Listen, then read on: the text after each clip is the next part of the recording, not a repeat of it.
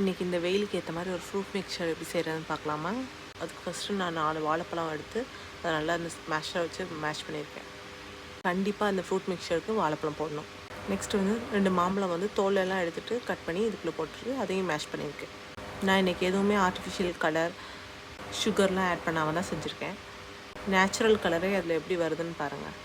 இதில் கொஞ்சம் புளிப்பு டேஸ்ட் வர ஆரஞ்சு அந்த மாதிரி பழம் மட்டும் போடக்கூடாது, வச்ச எல்லா பழங்களும் போட்டுக்கலாம். நெக்ஸ்ட் இது கூடவே நான் 2 ஸ்லைஸ் வாட்டர்மெலன் எடுத்து அதில் உள்ள விதையெல்லாம் இல்லாமல் குட்டி குட்டியாக கட் பண்ணி உள்ளே போட்டுக்கிட்டேன். வாட்டர் ஆட் பண்ண வேணாங்கிறதுக்காக நான் இதே போட்டுக்கிட்டேன். மேக்ஸிமம் நம்ம ஊரில் கிடைக்கிற ஃப்ரூட்டாக தான் ஆட் பண்ணியிருக்கேன். நீங்களும் இதே மாதிரி செஞ்சு பாருங்கள். நான் இன்றைக்கி கலருக்குன்னு வந்துட்டு இந்த red colour dragon fruit add பண்ணிக்கிட்டேன். இதோட கலரே வந்து ஆர்டிஃபிஷியல் கலர் எதுவும் இல்லாமல் சூப்பராக கலர் கொடுத்துரும். இது ரெண்டையும் இப்போ மேஷ் பண்ணி எடுத்துக்கலாம். இதோட கண்டினியூஸ் வீடியோ வந்து நான் பார்ட் 2 அப்லோட் பண்ணுறேன்.